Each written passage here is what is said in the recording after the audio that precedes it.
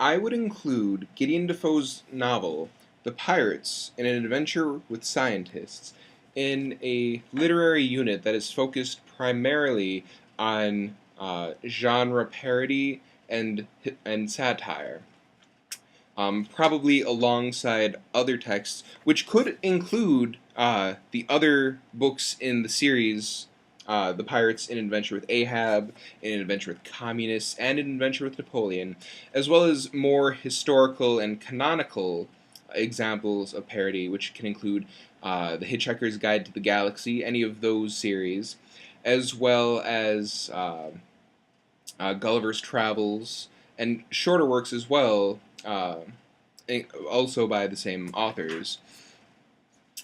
Um, I would incorporate this novel primarily by assigning it like chapter by chapter or in groups of several chapters, since the chapters themselves are typically very short and very easy to understand. In fact, this entire book could probably be covered somewhere in the span of a week, allowing for the rest of the unit to for other activities and other examples of this kind of literature.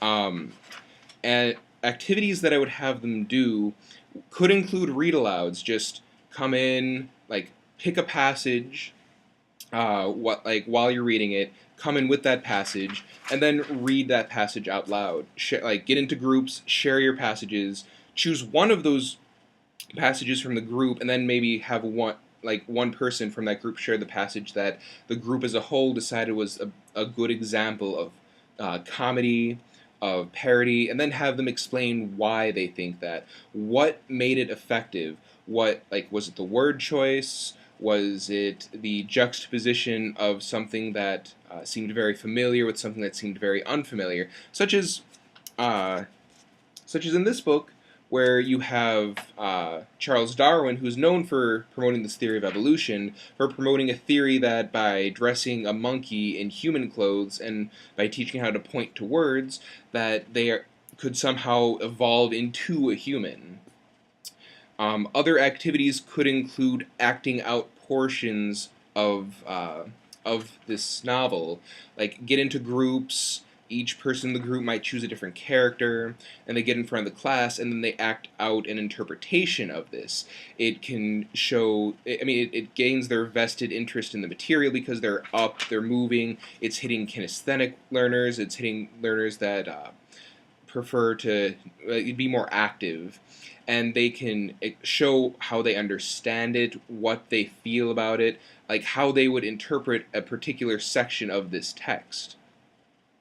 And obviously, other activities could include actually writing, either in quick free writing sessions about, well, what do you think about this particular section, or what do you think about this particular chapter, or this particular event, or this particular character.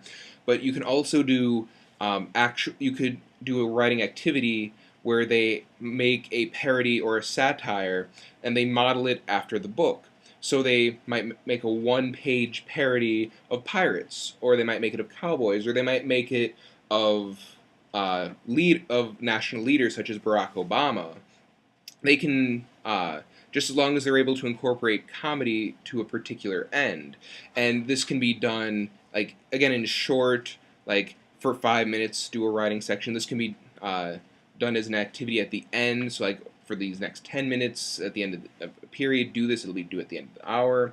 Or you can have it do as homework. So they go, they take it, they revise it. In fact, you can have this as a continual theme where perhaps each day they write a section of a parody, and then they go home and they're supposed to edit it. And the next day they write another section, and they edit it, and they edit it again, and they add it to it. So over the course of a week, or maybe even 2 weeks, they end up with a larger story that is a larger parody that is comprised of all these smaller units and smaller sections that they have been incorporating together.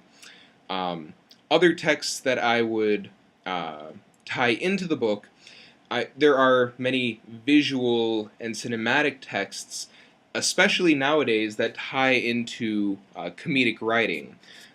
Easy examples that are included in in students' everyday lives.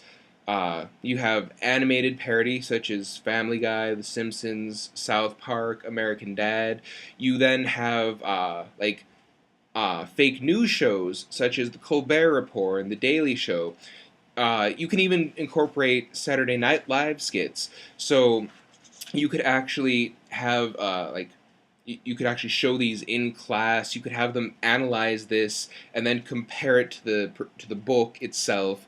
You could have them compare and contrast. You can have them write out how different techniques that are shared between them, or how different techniques are used differently, and just encompass them in a body of parodic and satirical texts. And so my overall vision for this book in helping students build upon their already naturally established schema of these visual texts is to give them a historical grounding of how parody is used in other mediums, such as print mediums, but also used in other cultures, not just, American parody, but what's British parody, what's contemporary British parody versus maybe parody in the 1950s versus maybe parody in the 1700s, and just give them a context for which they can frame their current culture of satire that they are living in their daily lives.